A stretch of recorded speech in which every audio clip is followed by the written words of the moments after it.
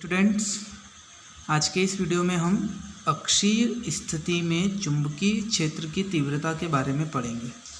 तो देखिए, सबसे पहले तो अक्षीय स्थिति होती क्या है उसकी एक परिभाषा हमें लिखनी है।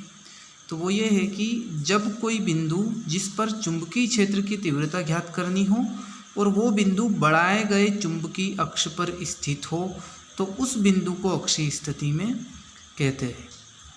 देखिए, यहाँ पर ये चित्र इसका इस तरीके से कुछ बनेगा। मैं यहाँ आपको चित्र के माध्यम से बताता हूँ। देखिए, हमें यहाँ पर सबसे पहले, क्योंकि चुंबकीय क्षेत्र की तीव्रता निकालनी है, तो सबसे पहले एक चुंबक लेना है। ये इसका S ध्रुव और ये इसका हो जाएगा N ध्रुव। दोनों ध्रुवों को मिलाने वाली रेखा को अक्षीय या चुंबकीय अक्ष हम कहते हैं। तो वो बिंदु जो बढ़ाए गए चुंबकीय अक्ष पर स्थित हो, माना कि यहाँ पर कोई बिंदु P है, इस पर हमें चुंबकीय क्षेत्र की तीव्रता ज्ञात करनी हो। तो परिभाषा में हमने देखिए यहाँ पर ऐसा ही कुछ बोला है कि वो बिंदु जिस पर चुंबकीय क्षेत्र की तीव्रता ज्ञात करनी है और वो बढ़ाए गए चुंबकीय अक्ष पर स्थित हो तो उस बिंदु को अक्षीय स्थिति में कहते हैं। देखिए, यहाँ पर दोनों ध्रुवों के बीच की दूरी 2L होती है, यह हमें पहले से पता है। दोनों ध्रुवों के बीच कोई बिंदु हम यहाँ O मानेंगे और इस O बिंदु से R दूरी पर कोई बिंदु हमें यहाँ पर P लेना है जिस पर चुंबकीय क्षेत्र की तीव्रता ज्ञात करनी है। तो यहाँ पर हमने ये ऐसा ही लिखा है। देखिए, यहाँ पर मैंने एक चुंबक बनाया है, दोनों के बीच की दूरी 2L है, मध्य बिंदु O है, उससे R दूरी पर कोई बिंदु P है जिस पर चुंबकीय क्षेत्र की तीव्रता ज्ञात करनी है। लिखा हुआ भी यही है कि माना N और S एक दंड चुंबक है जिसकी ध्रुव प्राबल्यता हम m मानते हैं तथा प्रभावकारी लंबाई यानी कि दोनों ध्रुवों के बीच की दूरी 2L है।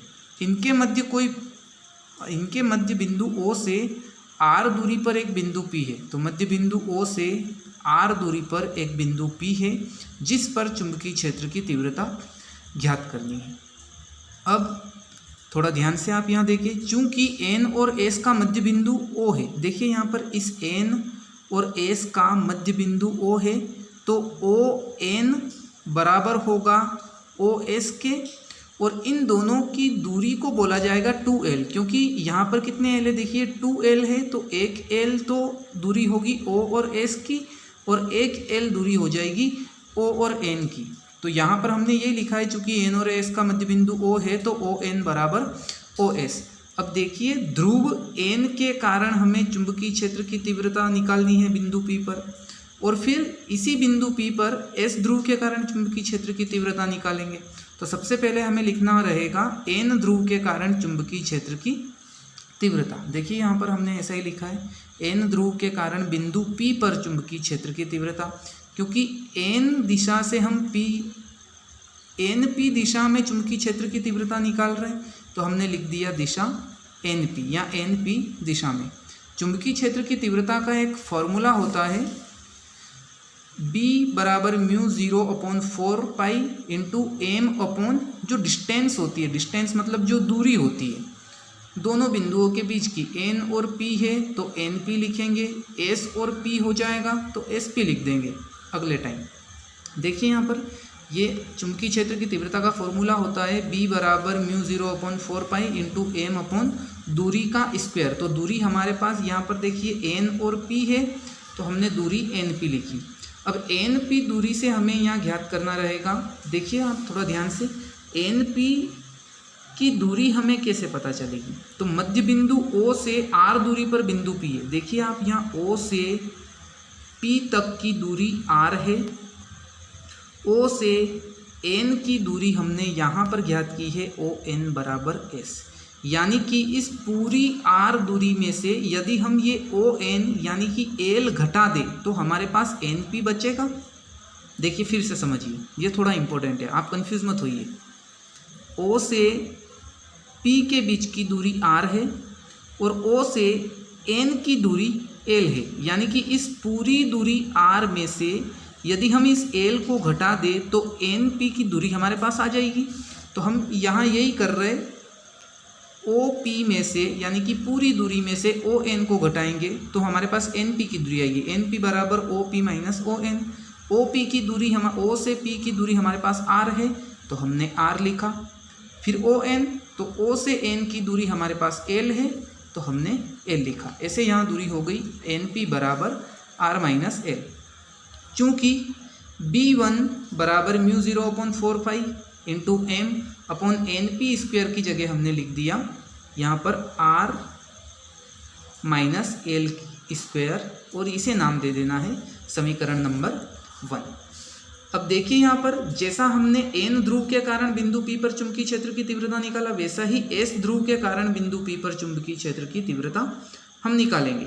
उसकी दिशा हो जाएगी हमारे पास PS। हमें ये याद रखना है SP दिशा नहीं होगी, PS दिशा होगी, ये थोड़ा आप ध्यान रखें। उसी तरीके से फिर से हम वही फॉर्मूला लिखेंगे, B2 बराबर mu 0/4 into M upon PS square. PS square क्या है? डिस्टेंस का स्क्वायर यानी कि दूरी का वर्ग, क्योंकि दूरी हमारे पास देखिए यहाँ पर इस चित्र में P और S आ गई है। अब PS हमें निकालने के लिए क्या करना पड़ेगा? तो देखिए यहाँ पर PS बराबर OP प्लस OS।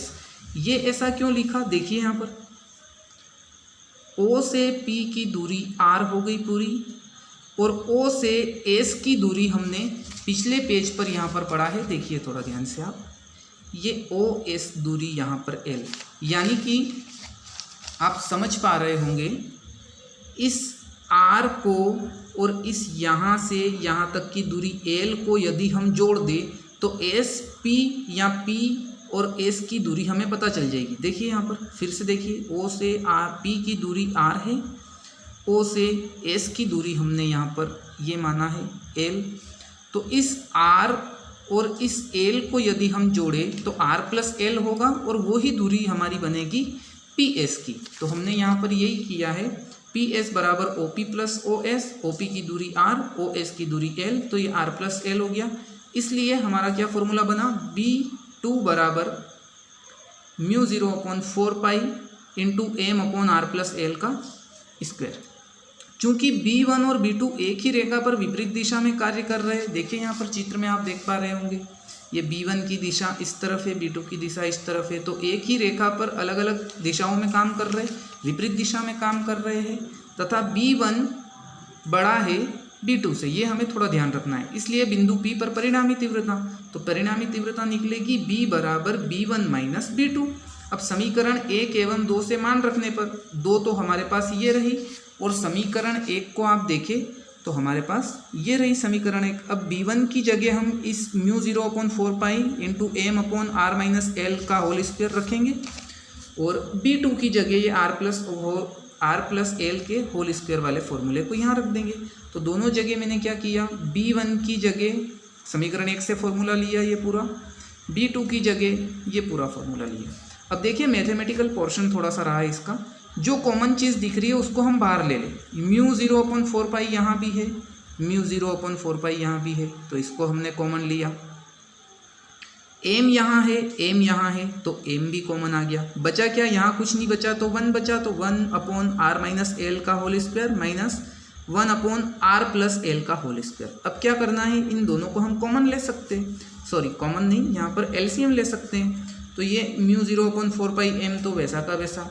जब हमें कॉमन लेने का, देखो सॉरी LCM लेने का एक शॉर्ट तरीका बता रहा हूँ आपको, नीचे वाले दोनों का गुणा किया और इन दोनों का तिरछा गुणा कर दिया, मतलब R प्लस L का होल स्क्वायर यहाँ चला गया, R माइनस L का होल स्क्वायर 1 में किया, तो ये यहाँ आ गया। अब देखिए यहाँ पर एक सर्वसमीका हमारी लगेगी R A प्लस B के होल स्क्वायर वाली, तो A प्लस B के होल स्क्वायर वाली सर्वसमीका हम यहाँ लगाएंगे A square plus B square plus 2AB। तो ऐसे ही यहाँ लग जाएगा R square plus L square plus 2RL, ये माइनस का साइन, ये माइनस वैसा का वैसा, कोष्टक लगाया R माइनस L का होल स्क्वायर यानी A माइनस B का होल स्क्वायर क्या होता है, A square plus B square minus 2AB, तो R square plus L square minus 2RL। नीचे वैसा का वैसा रख देना है, जो था वैसा का वैसा हमने लिख दिया। अब देखिए जब ये कोष्टक खुलेंगे तो इसके साइन में तो कोई चेंजेस नहीं आएंगे, लेकिन यहाँ जब कोष्टक खुला तो अंदर वाले माइनस, इस माइनस का गुणा सब चिन्हों में होगा, तो ये माइनस का गुणा प्लस में हुआ तो ये यहाँ माइनस हो गया। ये माइनस का गुणा इस माइनस में हुआ तो यहाँ प्लस हो गया, यानी कि चिन्ह परिवर्तित हो गए। अब देखिए यहाँ पर अगली स्टेप में आर स्क्वायर से माइनस का आर स्क्वायर कट गया, प्लस के एल स्क्वायर से माइनस का एल स्क्वायर कट गया, प्लस का 2RL और प्लस का 2RL जुड़ेगा तो अगली ही कंडीशन में हमारे पास ये यहाँ आप देखिए थोड़ा ध्यान से, म्यू 0/4π/2RL 2RL जुड़ के 4RL हुआ। अब देखिए इस 4 को यदि हम तोड़े तो 1 2 तो हम इस R को दे सकते हैं और 1 2 इस L को दे सकते हैं, 2 दूनी 4 होता है तो 4 को हमने तोड़ दिया 2 गुणा 2 में। अब यहाँ देखिए वही हमने किया है, m इंटू कोष्टक खुला m into 2R into 2L और नीचे यहाँ जब स्क्वायर खुला तो ये स्क्वायर इस R पर भी लगा, यहीं स्क्वायर इस L पर भी लगा, यहाँ का स्क्वायर इस R पर भी लगेगा और यहाँ का स्क्वायर इस L के ऊपर भी लगेगा। अब देखिए चूंकि L is more less than R, यानी कि ये जो L दूरी होगी ये इस R से बहुत छोटी होगी, क्योंकि चुंबक तो एक सीमित छोटे से क्षेत्र में होता है, लेकिन चुंबकीय क्षेत्र की तीव्रता अगर किसी बिंदु पे निकालनी है तो वो बिंदु तो कितना भी दूर हो सकता है, ये R है मान लिया जाए और भी इससे ज़्यादा दूर हो सकता है। तो ये जो L है ये इस R से बहुत छोटा होगा, तो R को हम क्या मानेंगे यहाँ पर, नगण्य मानेंगे। सॉरी, L को यदि हम नगण्य मानेंगे R से तो L स्क्वायर हमारा नगण्य हो जाएगा। अब यहाँ देखिए आप थोड़ा ध्यान से, m गुणित 2L फॉर्मूला हमने चुंबकीय आघूर्ण का पढ़ा था, m गुणित 2L होता है कैपिटल M, तो इसको हमने यहाँ कैपिटल M लिखा, ये 2R वैसा का वैसा लिखा। यहाँ से L स्क्वायर नगण्य हुआ तो ये पूरा माइनस L स्क्वायर गायब हो जाएगा, ये प्लस का L स्क्वायर नगण्य हुआ तो ये पूरा भी यहाँ से गायब हो जाएगा। बचेगा क्या, R स्क्वायर गुणित R स्क्वायर गुणा होके क्या हुआ R की घात 4। B बराबर म्यू 0/4π इंटू M वैसा का वैसा। अब देखिए यहाँ पर, यहाँ 4R है और यहाँ 1R है, तो 1R इन 4R में से किसी एक R से कटेगा तो यहाँ कितने R बचेंगे, केवल R की घात 3। 2 का गुणा M में होगा तो नीचे स्टेप में देखिए 2M हो जाएगा अपॉन R की घात 3, यानी कि R3। तो हमारा अक्षीय स्थिति में चुंबकीय क्षेत्र की तीव्रता के लिए ये एक फाइनली सूत्र हमारे पास आ गया है, B बराबर mu 0/4π into 2M upon R की घात 3 या R3। चुंबकीय क्षेत्र की तीव्रता के 2-3 अलग अलग मात्रक होते हैं। सबसे सरल अगर मात्रक की बात की जाए तो ये टेस्ला आप बोल सकते हो, या फिर वेबर मीटर इनवर्स मीटर की घात -2 ऐसा भी बोल सकते हैं, या आप ये याद रखें तो मेरे ख्याल से ज़्यादा बेटर होगा, क्योंकि ये जल्दी याद हो जाएगा।